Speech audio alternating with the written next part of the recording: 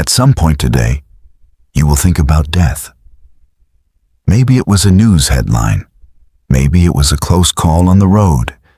Maybe it was just a quiet moment where the thought crept in uninvited, that one day you won't be here. And then, almost immediately, something else happened. Something so fast and so automatic that you probably didn't notice it. Your brain changed the subject. It moved on. It redirected you towards something else. Something smaller, something manageable, something that had nothing to do with the fact that you are going to die. That wasn't weakness. That wasn't denial in the clinical sense. That was one of the most sophisticated survival mechanisms in the entire history of biological life, doing exactly what it was built to do. Your brain doesn't believe you're going to die. Not really. And the reason why reaches back further than you can imagine. Here's what you actually are. You are a creature that evolved over millions of years in an environment where the future barely existed. Your ancestors didn't plan for next decade. They planned for tomorrow. They planned for the next meal, the next predator, the next storm. The concept of a guaranteed personal death, a death that would come for you specifically on a specific day at the end of a specific number of years. That concept required a brain sophisticated enough to model the future in detail. And that brain came with a problem nobody anticipated. The moment a brain becomes sophisticated enough to understand mortality, it also becomes sophisticated enough to be paralyzed by it. Think about what that means.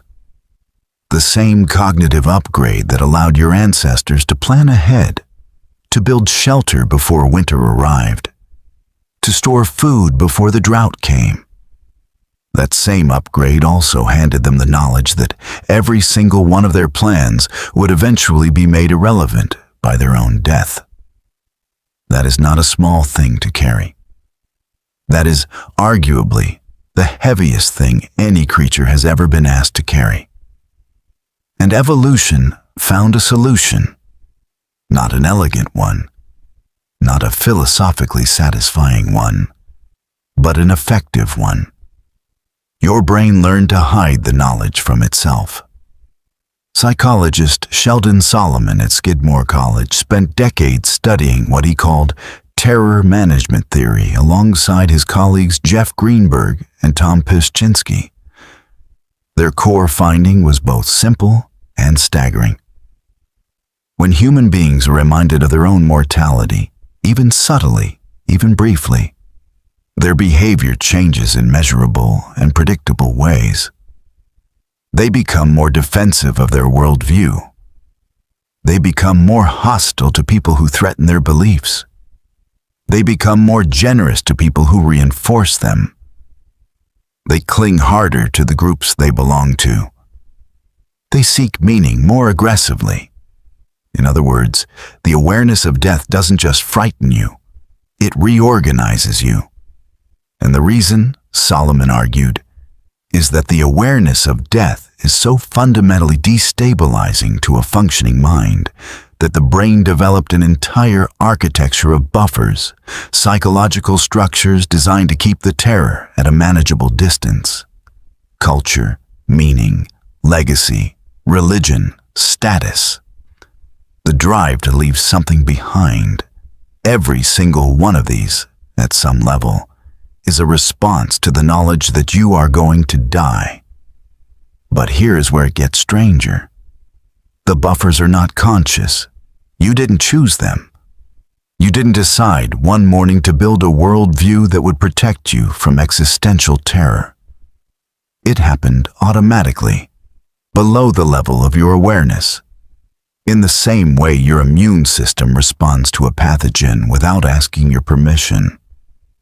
The defense ran before you even knew there was an attack. Neuroscientist Yair Dor-Ziderman at Bar-Ilan University published research in 2019 that revealed something remarkable about how the brain processes information about personal death. Using a technique called magnetoencephalography, a way of measuring the brain's magnetic fields in real time, his team found that the brain responds differently to the idea of death in general and the idea of your own death specifically. When subjects were shown cues associating their own face with death, the brain effectively short-circuited the prediction. It refused to complete the association. It generated what the researchers described as a predictive error, a signal that said, in essence, this does not compute. Your brain treats your own death as a logical impossibility, not emotionally, not philosophically, computationally. At the level of raw neural prediction, the death of the self does not register as a future event. It registers as an error, a glitch, something that cannot be processed in the same way that other future events are processed, and this makes a strange kind of sense. Every experience you have ever had, you were alive for. Every memory you have, you were present for. Every future scenario you can imagine, you are imagining from the inside, from the perspective of a living, experiencing subject. Your brain has literally never processed a moment of your own non-existence. It has no template for it. It has no reference point. And so when it tries to model that future, when it tries to imagine the moment after the last moment, it hits a wall it cannot climb. You have never experienced not existing. And so, in a very real neurological sense, your brain cannot fully believe that you ever will. This is not unique to you. It is not a flaw in your individual psychology. It is a feature of every human brain that has ever existed. The Egyptians built pyramids because of it. The Greeks invented the concept of heroic legacy because of it. Every religion that has ever promised an afterlife was offering a solution to exactly this problem. The problem of a brain that knows it will end, but cannot fully accept the information. Anthropologist Ernest Becker won the Pulitzer Prize in 1974 for a book called The Denial of Death, published just months before he died of cancer. His central argument was that virtually all of human civilization, art, architecture, religion, war, status-seeking, the drive to create, the drive to conquer, could be understood as an elaborate response to the terror of mortality. That everything humans build, at some level, is built to last longer than the builder.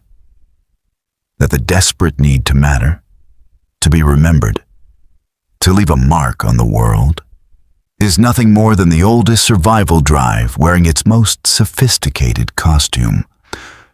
You are not afraid of death the way you are afraid of a spider or a loud noise. Those fears are immediate, automatic, and resolve the moment the threat disappears. The fear of death is different. It is ambient. It is always there, always running, always pressuring you toward meaning and significance and connection and legacy. And your brain, brilliant, ancient, relentless, has been managing that pressure your entire life without ever telling you it was doing so. Think about the last time you worked incredibly hard at something. The last time you needed someone to tell you your work mattered. The last time you felt the specific ache of being forgotten or overlooked or replaced. That ache has a name older than language. It is the sound of a brain that knows it is temporary, fighting with everything it has to feel otherwise. And here is the counterintuitive part. The hiding doesn't always work against you. The researchers who built terror management theory also found something they didn't expect. When the awareness of death is managed well, when it is integrated rather than suppressed, when it is used as a motivator rather than a terror. It produces some of the most meaningful behavior human beings are capable of. Generosity, creativity, connection, the willingness to sacrifice for something larger than yourself. The ability to find beauty in a world that you know is temporary. The awareness of your own mortality, when you can hold it without flinching, is one of the most clarifying forces in existence. It tells you what actually matters. It burns away the trivial. It points with uncomfortable precision at everything you're putting off. Your brain will keep hiding this from you. That is what it was built to do. The short circuit will keep running. The predictive error will keep firing. The buffers will keep holding. But every once in a while, in a quiet moment, in the space between one thought and the next, the knowledge gets through. And in that moment, you have a choice that most creatures in the history of life on this planet never had. You can look at it, not with terror, not with denial, but with the calm, strange recognition that you are one of the only things in the universe that knows it is alive, and that knowing it, somehow, makes the whole thing matter more. At some point today, you thought about death, and then your brain changed the subject. Now you know why, and now you get to decide what to do with that.